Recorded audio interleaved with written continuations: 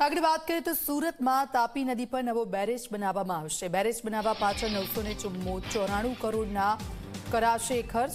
કેન્દ્ર સરકારે 60%, રાજ્ય સરકાર અને એસએમસી 40% ભોગવશે ખર્ચ।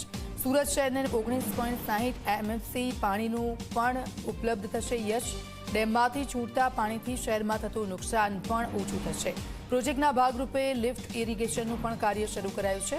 રૂંઢભાડા ગામે નવો ગેટેડ બેરેજ બનાવવાનું નક્કી કરવામાં આવ્યું છે। નવા બેરેજની લંબાઈ 1035 મીટર અને ઊંચાઈ 5 મીટર જેટલી રહેશે। બે પિયર વચ્ચે આશરે 15 મિનિટનું પણ અંતર રહેશે।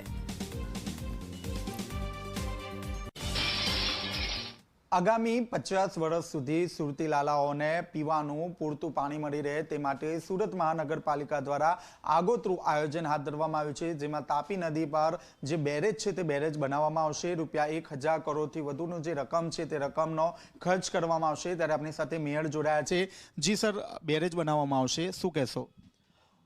સુરત મહાનગરપાલિકા અત્યારે દેશની નંબર 1 મહાનગરપાલિકા બનવા પ્રસ્થાપિત થઈ છે। અનેક એવોર્ડ છેલ્લા 2 વર્ષમાં મહાનગરપાલિકાએ પ્રાપ્ત કર્યા છે, પણ સુરત મહાનગરપાલિકા દેશની એવી મહાનગરપાલિકા અત્યારે બનવા જઈ રહી છે કે આગામી 50 વર્ષનું પાણીનું આયોજન કર્યું છે।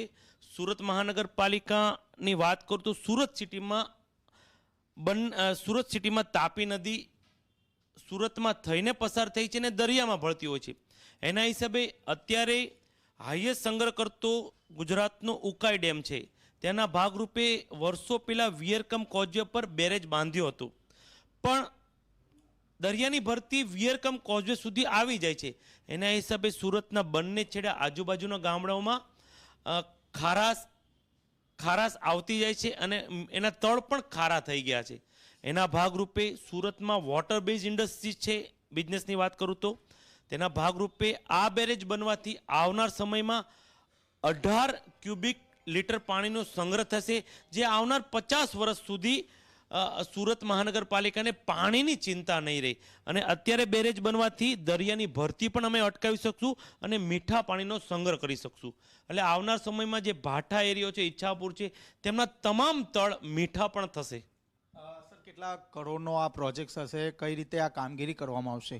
આ પ્રોજેક્ટમાં આદરણીય પ્રધાનમંત્રી શ્રી નરેન્દ્રભાઈ મોદી સાહેબના માર્ગદર્શનમાં અને ગુજરાતના મુખ્યમંત્રી શ્રી ભૂપેન્દ્રભાઈ પટેલ અને કેન્દ્રના જળશક્તિ મંત્રી સી આર પાટીલ સાહેબના નેતૃત્વમાં બની રહ્યું છે। કેન્દ્ર સરકાર અને રાજ્ય સરકારના સહકારિત આ બેરેજ સાકારિત થવાનો છે। કેટલા કરોડનો આ પ્રોજેક્ટ હશે, કેટલા ફેઝમાં કામગીરી થશે? 4 કરોડનો આ પ્રોજેક્ટ થવાનો છે। કોઈ ફેઝને એક જ ફેઝમાં આનું કામ પૂરું થશે। તો આ મેયર જીઓ દ્વારા સ્પષ્ટપણે કહેવામાં આવ્યું છે કે એક જ ફેઝમાં તમામ જે કામગીરી છે તે પૂર્ણ કરવામાં આવશે અને જે સુરતી લાલાઓ છે તેમને 50 વર્ષ સુધી પાણીનો કોઈ પણ પ્રકારની સમસ્યા ના સર્જાય તે માટે આગોતરું જે આયોજન છે તે સુરત મહાનગરપાલિકા દ્વારા કરવામાં આવશે। કેમેરામેન વિજય બેસાણી સાથે ચેતન પટેલ, ઝી મીડિયા, સુરત।